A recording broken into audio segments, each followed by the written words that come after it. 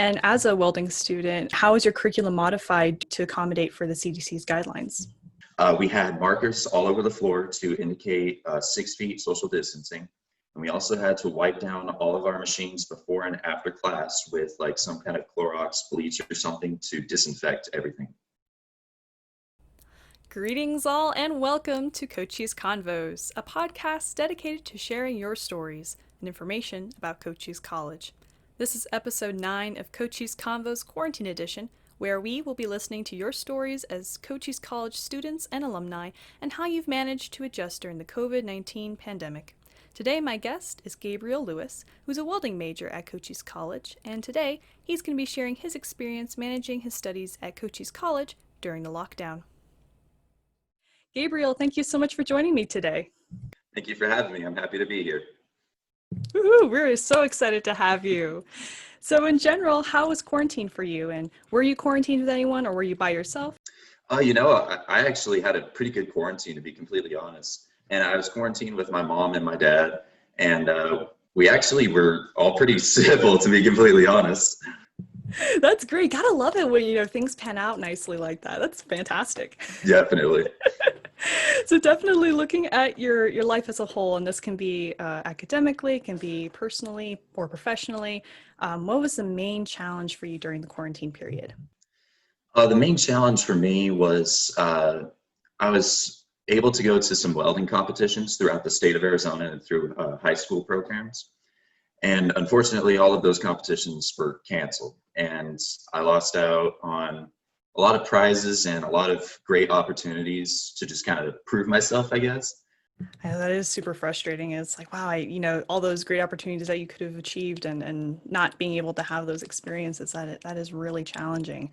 So Gabriel, as a welding student, we definitely wanted to ask you some questions relating to that. And the first one we have for you is, what got you interested in welding and what made you want to pursue a career in that? That's a great question. I would say it's because of the summer campus that Cochise College hosts. They host summer camps throughout the summer for some students and some kids and younger kids. And it was honestly such a blast. I loved it. And I always knew from that point that I wanted to be an Apache and I wanted to be a welding major. And I have to thank Angela Moreno and Randy Fox for hosting those camps. So that's what really got me into it. But that is really fantastic. What kind of activities did you guys do there? We got to use the plasma cutter and cut out shapes and wall hangings.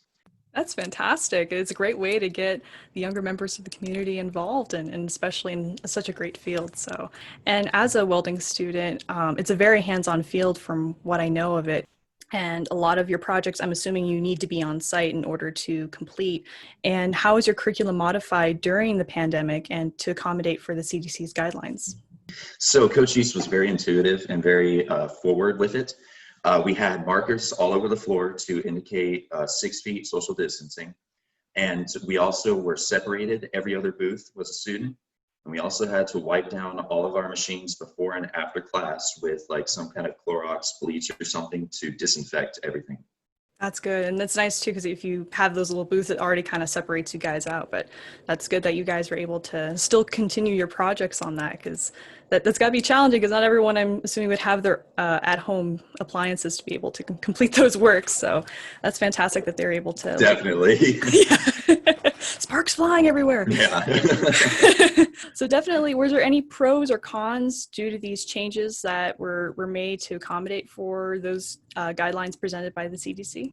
The only one that actually happened, and this was because of the governor saying the stay-at-home order for the state, the option to drop the class, or we were given the option to pick up the class anytime we wanted within a year. And so I opted to finish my class in the summer, and everything went smoothly, and I took my certification tests, and everything was great. That's awesome.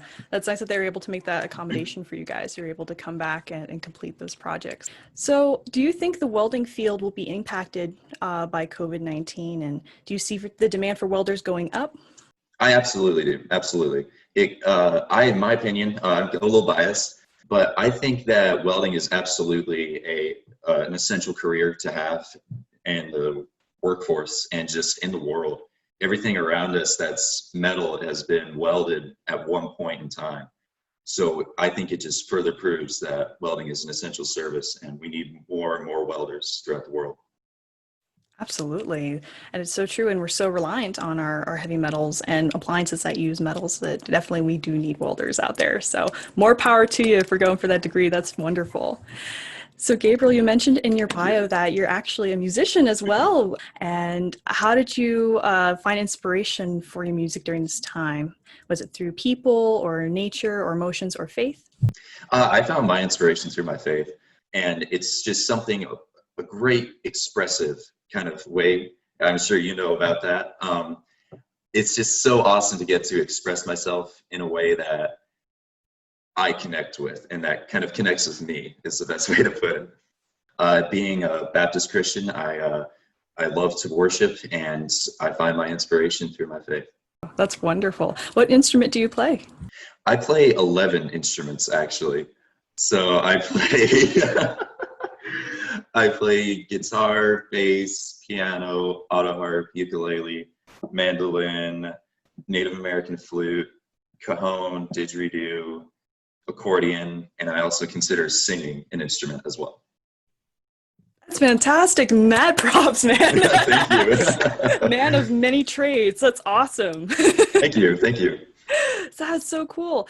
And definitely, you also mentioned that you're learning Dutch too. And how was that learning that through an online medium? And were there any mnemonic devices or memory devices you used to help retain the material? So yeah, it's awesome. I love Dutch. I'm learning it through an online program called Babbel. And so I learned about it through my mom, who is doing Spanish right now. And I learned that there was a 3-month free trial for students. I don't know if this is still going on. And I picked Dutch because it's super easy. And it's an awesome language. I love it. And it's just got daily lessons to just kind of keep you accountable. And they send you emails like saying, hey, you got to do a lesson today.